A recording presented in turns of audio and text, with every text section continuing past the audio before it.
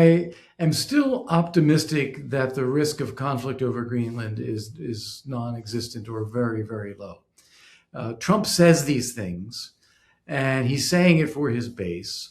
But the reality is, the U.S. does not need Greenland for U.S. national security because we have full rights to do whatever we need to do militarily in and around Greenland under the existing treaty we have with Denmark. So the Prime Minister of Denmark is absolutely right when she says you don't need Greenland. Greenlanders don't want to be part of the US, and you can do anything you want there.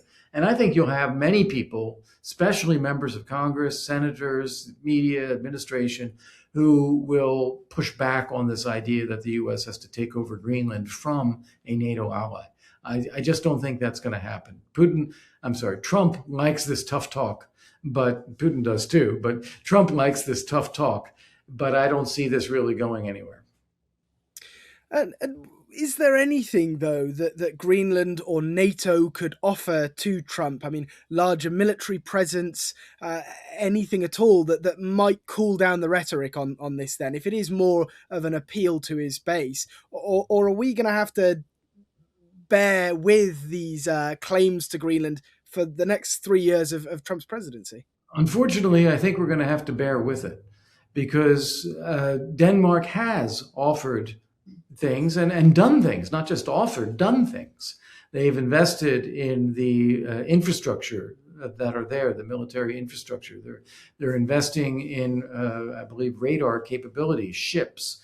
They are offering to the U.S. increased host nation support. They're offering to the U.S. increase your military presence. It's wide open. There's no restrictions here. This doesn't stop the rhetoric coming from President Trump and the White House, which appears not to be based in substance. It appears to be based in this general idea we need to have Greenland without any specifics as to, well, what do you want to do if you have Greenland? And how do you think the US base will be reacting to this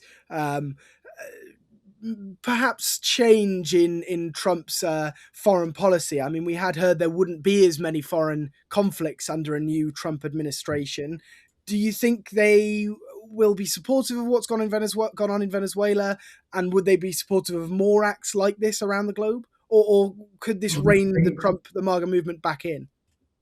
Right. This brings us right back to where we started the interview. It depends how it goes. The MAGA movement is uncomfortable with the idea that we're just going to use military force, engage in regime change, maybe engage in nation building. This is the kind of thing that Trump ran against. And the MAGA movement is concerned about this. However, they're being quiet right now because it appears to have been successful. And if it continues to be successful, a few months from now, everything is fine, I think that they're not going to say anything, and I don't think it will have much of an impact. But if it starts to go badly, as the invasion in Iraq went badly after a few years, then I think you're going to see that MAGA base really pull away from President Trump and this, saying we should have never done it. And where do you think all of this leaves the peace talks as we come into 2026? I mean, there were even discussions of meetings going on sometime after Christmas. Obviously, we did see a Trump Zelensky meeting not long ago. Where are we now, do you think? It does feel a bit like we've come full circle to a Russian rejection. Right, Louis, you and I have had this conversation over the last year and a half at least. There will not be a peace agreement. Putin will never agree to any reasonable end of the war and say, okay, that's it, I'm satisfied. He wants more. He wants all of Ukraine. He wants a demilitarized Ukraine. He wants a change in the Ukrainian government. He wants no security guarantees. He wants no European coalition of the willing force deployed. He wants no armament of Ukraine, and on and on and on. He wants everything, and he's not going to agree to anything unless that's what it says. So what we're going to end up with is rounds and rounds of talks, as we see in Paris now, that are not going to go anywhere. They're not going to result in a peace agreement. And only pressure, only secondary sanctions, financial pressure, long-range weapons, assured supply of weapons and ammunition, defeats on the battlefield, Only those sorts of things that apply pressure to Putin will cause him at some point to say, okay, we'll have a ceasefire. And that ceasefire will never be understood by Putin as an endpoint, just a pause. But we have to do everything possible to turn that pause into something permanent. We have to strengthen Ukraine militarily, economically, politically, do the deployment of a coalition of the willing, provide security guarantees, keep the screws on Russia until we can establish a strong deterrence to prevent future Russian attacks. That's the way this is going to go. I hope that we accelerate this process now, and maybe feeling emboldened in Venezuela, maybe President Trump will. But we can either do as we've been doing, which drags this process out, or we can accelerate it by increasing the pressure on Putin as quickly as we can. And as we've just before we started speaking, there are reports coming out of that meeting of the European coalition of the willing leaders, that there may be some sort of agreement now that the US will back a European multinational force that could go in if there is some sort of pause in the fighting. Does that make it more likely that we are closer to some sort of stop, at least ceasefire, whatever word you might use? Or is that actually more likely to push the Russians not to stop fighting because they don't want that force in country? Yeah, I think the latter is where the Russian reaction will be. This will not be something that causes them to agree. It'll be something that will cause them to not want to agree.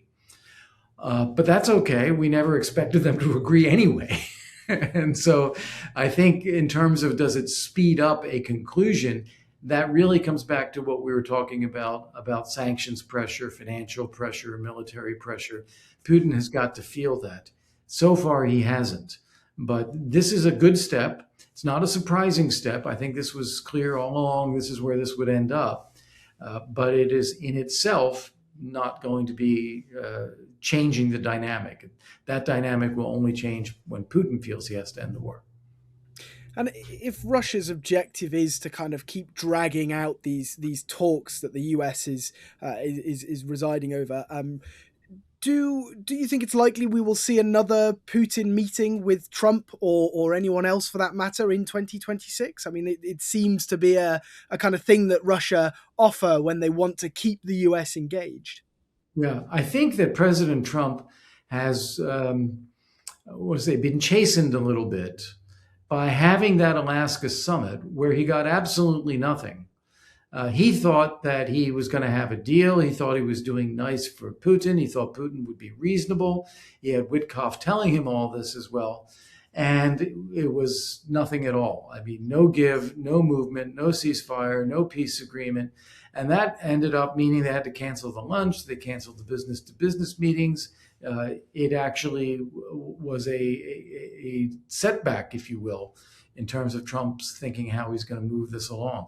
So now Trump, I think, is more cautious about agreeing to a meeting with Putin, calling him on the phone. Sure, he'll do that routinely. But actually setting up a summit meeting, he asked Marco Rubio to take care of that the last time. Rubio spoke with Foreign Minister Lavrov, who told him that, no, we're not going to agree to anything, in which case Rubio said, and then we shouldn't have the meeting. I think that is still the dynamic in place now, and they will only have a follow-up meeting when it is clear that there is something to be agreed.